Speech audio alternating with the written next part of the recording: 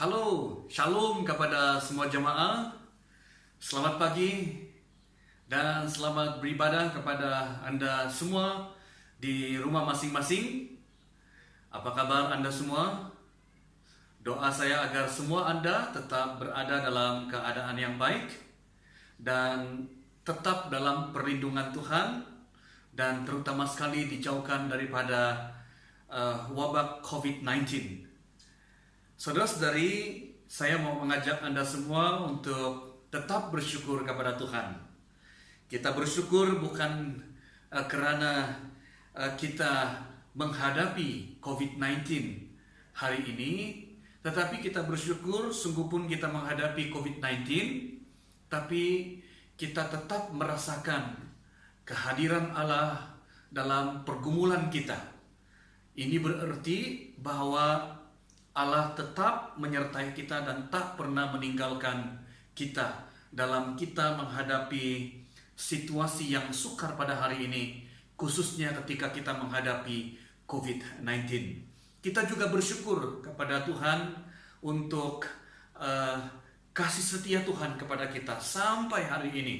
Kita ada sampai hari ini itu karena anugerah Tuhan. Ya, kita bersyukur karena Tuhan mewujudkan dunia ini. Kita bersyukur untuk kewujudan kita. Kita bersyukur untuk kewujudan keluarga kita, ya. Dan kita bersyukur kepada Tuhan, ya, untuk perbuatan Tuhan yang sangat luar biasa, ya, di mana Dia telah mati dan bangkit untuk kita dan memberikan pengharapan, memberikan hari esok yang penuh harapan dan penuh kepastian di dalam Dia. Sebab itulah saudara, tidak ada alasan untuk kita tidak mengucap syukur. Tidak ada alasan untuk kita tidak beribadah kepada Tuhan dalam situasi ataupun keadaan yang tidak baik pada hari ini. Karena kita tahu bahwa di dalam Allah tetap baik, ya. Di dalam Allah tetap baik dan semua baik. Saudara-saudari yang sekasih dalam Tuhan Yesus Kristus, sebelum kita mendengar firman Tuhan pada pagi hari ini, saya mengajak semua Anda di rumah masing-masing untuk berdoa, mempersiapkan hati untuk mendengar firman Tuhan pada pagi hari ini. Mari kita berdoa.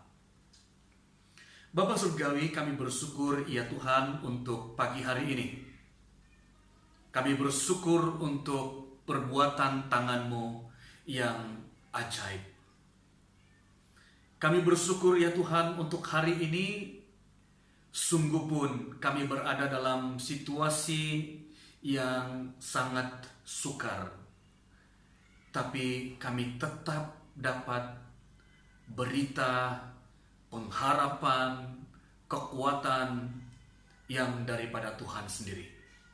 Kami bersyukur Tuhan dalam waktu yang sulit ini, kami boleh mendengar berita dari surga yang memberi kekuatan, yang memberi kesegaran, yang memberikan pengharapan kepada setiap kami. Oh Tuhan, tolonglah kami Tuhan, supaya kami boleh mengerti kebenaran firman-Mu, khususnya ketika kami menghadapi masa-masa yang sulit pada hari ini.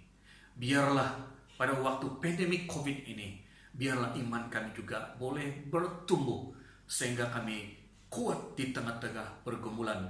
Bukan saja kami boleh bertahan dalam cabaran hidup ini, tapi yang lebih penting ialah kami boleh bertumbuh di dalam Engkau, sehingga kami makin lebih mengerti kehendak Tuhan di dalam kehidupan kami, sehingga kehidupan kami ini dapat kami guna pakai untuk pujian, hormat, dan kemuliaan bagi nama-Mu.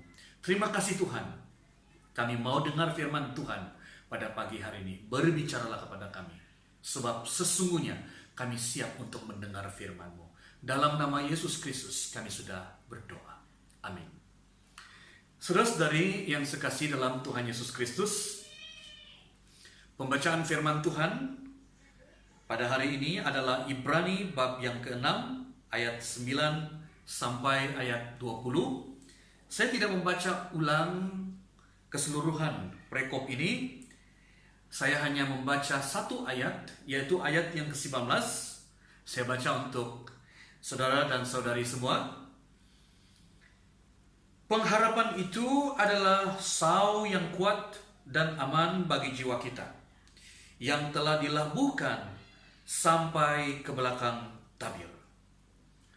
Saudara-saudari yang sekasihi di dalam Tuhan Yesus Kristus, tema firman Tuhan yang saya ingin kongsikan kepada kita pada pagi hari ini, pada minggu ini, ialah sau yang kuat dan aman. Saudara-saudari, tahukah saudara-saudari bahwa sau atau jangkar merupakan peralatan kapal yang sangat penting untuk keselamatan kapal dan anak kapal, karena keselamatan mereka bergantung pada kekuatan pegangan sau atau jangkar untuk menahan kapal dan mengawal kapal dalam beberapa keadaan, sekurang-kurangnya 4 keadaan. Yang pertama, ketika kapal mengalami kerusakan injin, sau mengawal kapal daripada hanyut ke kawasan yang berbahaya. Yang kedua, mengawal pergerakan kapal dalam keadaan cuaca buruk, seperti dalam keadaan arus deras ataupun ombak yang kuat dan besar, ya. Dan yang ketiga adalah menukar hala pandu kapal pada arah yang berlainan dalam terusan sempit. Dan yang keempat adalah membantu kapal menghampiri dermaga dalam keadaan angin dan arus yang ekstrim. Saudara-saudari,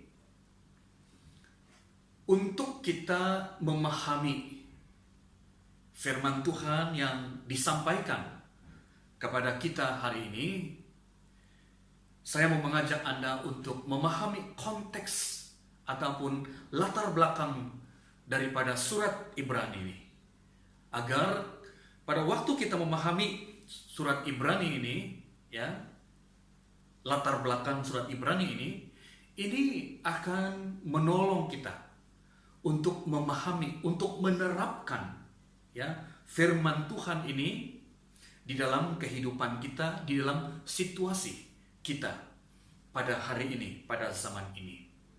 Khususnya ketika kita menghadapi COVID-19 yang begitu mencabar dalam kehidupan kita pada hari ini. Saudara-saudari yang sekasih dalam Tuhan Yesus,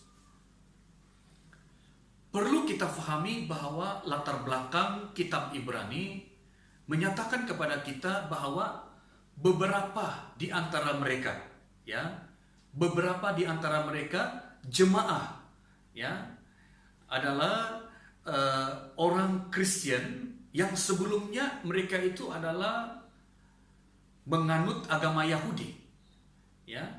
Jadi beberapa di antara mereka itu mulai menunjukkan tanda-tanda akan meninggalkan Yesus Kristus dan kembali kepada kepercayaan mereka sebelumnya, karena mereka dianiaya sehingga mereka berputus asa.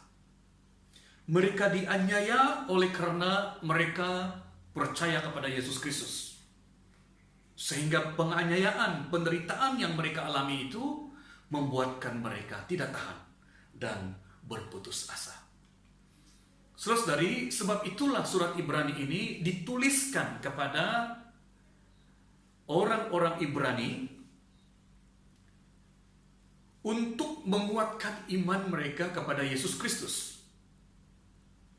Dalam kata yang lain, surat Ibrani ini merupakan satu dorongan dan supaya meneguhkan kembali kepercayaan mereka terhadap Kristus yang mereka telah imani itu, ya. Dalam kata yang lain, saudara, bahwa mereka telah mengalami badai dalam hidup mereka yang paling menyakitkan, yang melukakan, yang membuat mereka menderita, sehingga membuat mereka lemah, berputus asa karena menghadapi penderitaan kesusahan hidup. Dan oleh karena itu, beberapa di antara mereka kehilangan pengharapan. Sehingga kalau kita melihat kitab Ibrani dengan lebih teliti lagi, mereka juga hampir-hampir murtad karena menghadapi penderitaan dan kesusahan yang sangat-sangat sukar dalam hidup mereka. Bukan pengharapan yang hilang, tetapi mereka terombang-ambing oleh karena masalah hidup sehingga mereka kehilangan harapan. Seperti yang saya katakan, saudara, bukan pengharapan telah hilang, karena pengharapan itu mereka sudah terima. Pengharapan itu adalah Yesus Kristus. Jadi jelas ketika mereka menghadapi kesulitan hidup, bukan pengharapan yang hilang, tapi oleh karena mereka mengalami pergumulan hidup, mereka mengalami masalah hidup, itulah yang membuat mereka kehilangan harapan. Saudara-saudara yang saya kasih dalam Tuhan Yesus Kristus, sebab itu firman Tuhan datang kepada mereka, khususnya ayat 19, ya, mau memberi dorongan, ya, mau menjelaskan kepada mereka tentang Yesus yang mereka imani itu. Ayat 19, pengharapan itu adalah sau yang kuat dan aman bagi jiwa kita yang telah dilabuhkan sampai ke belakang tabir. Saudara-saudari, dalam petikan ini sangat dalam dan menarik, di mana Yesus dinyatakan dalam ayat ini bahwa Yesus adalah sau yang kuat dan aman yang telah dilabuhkan sampai ke belakang tabir. Sau yang kita faham sebelum ini adalah sau kapal. Sau kapal hanya dilabuhkan sampai ke dasar lautan. Tetapi sau ataupun jangkar di dalam Kristus dilabuhkan sampai ke belakang tabir. Ini sangat menarik dan telah memberi kekuatan kepada jemaat orang Ibrani untuk tetap di dalam Kristus, sungguh pun berada dalam krisis, berada dalam penderitaan, berada dalam kesulitan yang sangat bahaya sekali. Apakah yang dimaksudkan dengan dilabuhkan sampai ke belakang tabir? Saudara-saudari, dalam perjanjian lama, tabir yang dimaksudkan adalah tabir bait suci. Namun dalam perjanjian baru, tabir bait suci ini terbelah dua oleh karena kematian Yesus Kristus. Tabir yang disebut sama ada dalam perjanjian lama dan perjanjian baru merujuk kepada penebusan dosa.